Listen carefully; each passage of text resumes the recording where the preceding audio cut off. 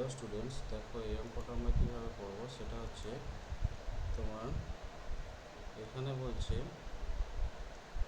তো আচ্ছা, এখানে দুটো ফর্মুলা এখানে আমার বিশেষ করে কাজে লাগবে। একটা ফর্মুলা হচ্ছে যে x to the power m গণিত x to the power n এর ফর্মুলাটা হচ্ছে x to the power m plus n, অর্থাৎ গুণের সময় মাথাগুলোর যোগ হয়। কেমন?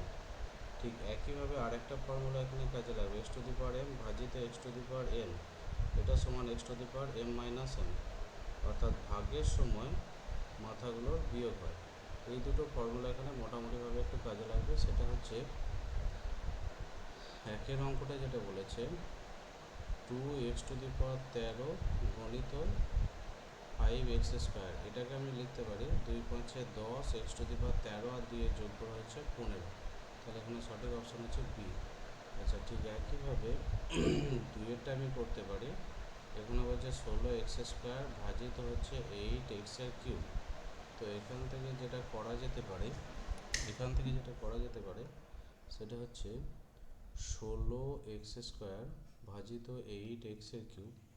তো এখানে 8 দুগুণে 16, আবার যেহেতু এখানে ভাগের সময় মাথাগুলোর বিয়োগ হয় সেটা হবে, কিন্তু ব্যাপার হচ্ছে যেহেতু এখানে বড় ঘাতটা নিচেতে রয়েছে সেই কারণে এখানে বিয়োগফলটা নিচেতে করতে হবে, অর্থাৎ x to the power 3 minus টুটা নিচেতে থাকবে। তাহলে এটা হলো x to the power 2 by x to the power 1। তাই সঠিক অপশান হচ্ছে সি।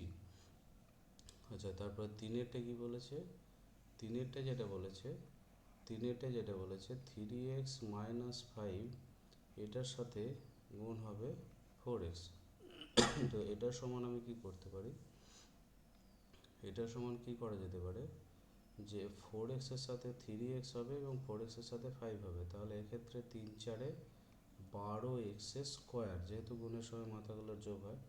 আর এখানে 4x এর চিহ্ন আমি কিছু নয় মানে প্লাস আছে ভাবতে পারি, আর 5 এর চিহ্ন মাইনাস, তাহলে প্লাসে মাইনাসে মাইনাস, 4 5 20x।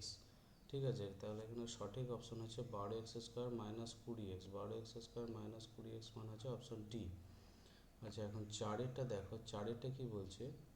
চারেরটা বলছে 28x এর কিউব মাইনাস হচ্ছে 14x, এইটা ভাজিত হচ্ছে 7x।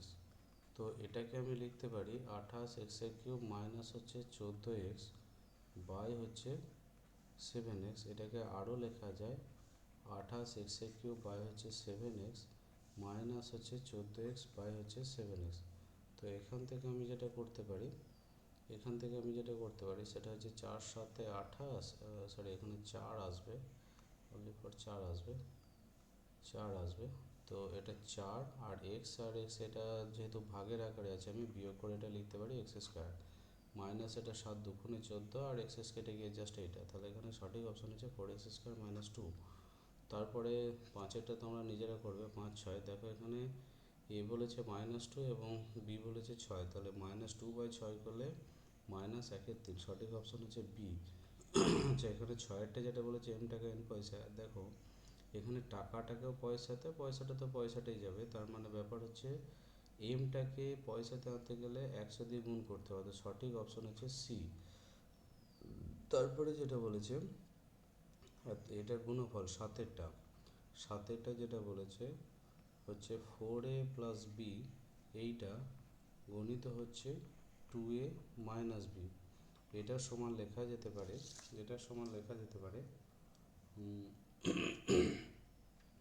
আচ্ছা, এখানে 2 এর সাথে এদের দুজনের গুণ হবে, এবং বি এর সাথে এদের দুজনের গুণ হবে।